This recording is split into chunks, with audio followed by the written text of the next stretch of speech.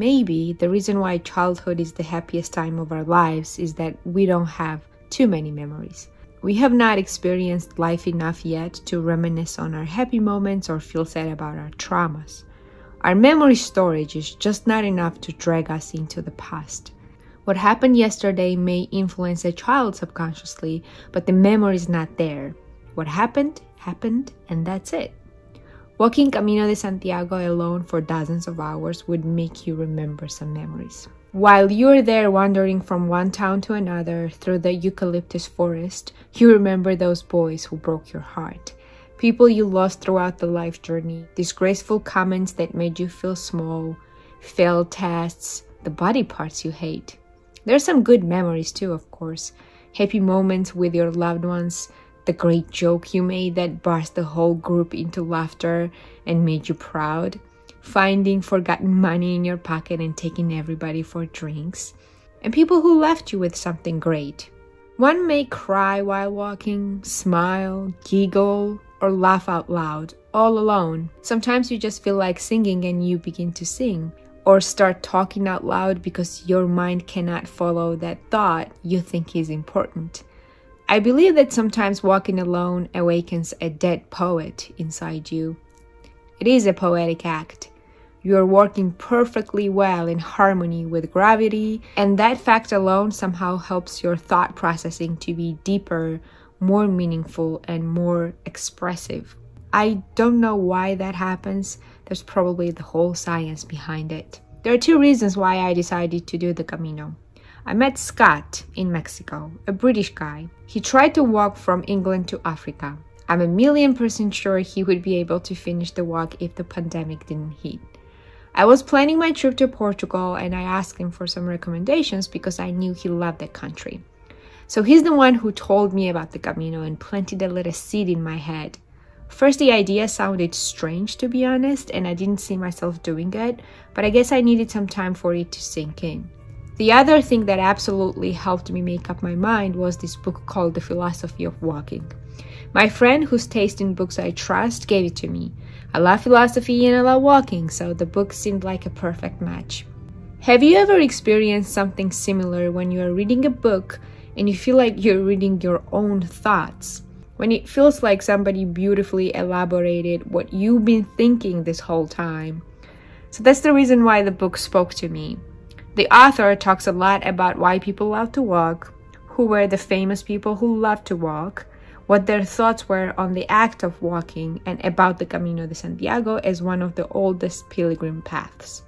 So I got inspired. I walk every day. It's my absolute untouchable ritual, like drinking coffee in the morning. My body always tells me when I need to get up and move. The book says, quote, "Anger is needed to live, to walk. That doesn't come from outside." End of quote. I always subconsciously knew that my wanting to walk was some kind of act of rebellion. You need some kind of rage to get up and walk. I'm not sitting here doing nothing. I'm gonna go, leave, depart, act, move, think. I'd love to read another quote from the book. "Walking is movement. The heart beats more strongly with a more ample beat. The blood circulates faster and more powerfully than when the body is at rest. And the earth rhythm draw that along. They echo and respond to each other. Landscapes summon the walker and make him at home." End of quote. What I have noticed on the road was that I never wanted to listen to anything else than nature itself. It was the only noise that did not interfere with my inner thoughts. No music, no podcast, no audiobooks were necessary. I tried to just listen to the sounds inside and outside. And sometimes I feel like I was nobody until someone approached me and asked my name or where I was from. Of course, I'm not saying I forgot who I was or lost my identity, but it just did not really matter. My name, my age, my nationality somehow lost their significance. What mattered was going forward. You can listen to people who tell you what they think the Camino is and then repeat whatever they say. Because like it or not, humans do that a lot. But honestly, this whole experience is what you make out of it. Yes, we all walk. We all follow these arrows and try to reach the same place, but what's boiling in every single pilgrim's heart is different. And that's the whole beauty of it. We are walking side by side, but you are doing it because your son just passed away. He's doing it because he wants to stop being an addict. She's walking because she could not and now she can. She just got divorced after 40 years of marriage. He's searching for mercy from Jesus. He's been walking for 8 years anyways, and she's carrying her 2-month-old baby with her because she believes in something divine. I always thought that the biggest question one can ask is why. Not what, not how, not when or who, but why. Maybe because it's the hardest one to answer. So imagine, Camino is the place where people walk side by side and think about the whys of their lives. In many languages, by the way. I know I had a lot of time to think about my whys. I think I found some answers or some parts of the answers, but I feel like I still need to go back one day to find the rest of them.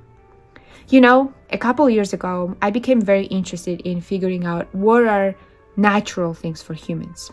What we loved doing throughout our entire existence, not just in 21st century, but also 200,000 years ago. It can be playing video games, although it can be fun, or working on our computers for 8 hours a day. It can be living in tiny boxes in densely populated cities, taking stinky subways, or getting hot food delivered in 20 minutes. All of these things bring some benefit into our lives, of course, but they are all very new for our slowly developing brains. But being on the Camino made me think that it was very natural for humans to be in nature and just walk, reaching one spot after another like good old nomads and finding food, well, in restaurants this time. Maybe one of the reasons why people absolutely love this Camino is that it's very primitive in a good way. It's simple and intuitive. Sometimes I close my eyes and I see the Camino. Not on purpose, it just happens. I see different paths, different forests, or different towns. There are no people on the road, it's empty. Kind of like a tabula rasa. I try to capture what I see and understand which part of the Camino am I imagining, but I don't think it really matters. It's just one little part of the 500-kilometer road and also the entire Camino at the same time. It's a local spot, but also a place without a location. It's the place and the idea. The idea of creating your own path, I guess, and leaving your footprints on the unknown road. Isn't that what life is sometimes? Very confusing. God knows what we're doing, where we are going, or where we are, but despite all that, we keep going and we end up somewhere and then we repeat the same thing.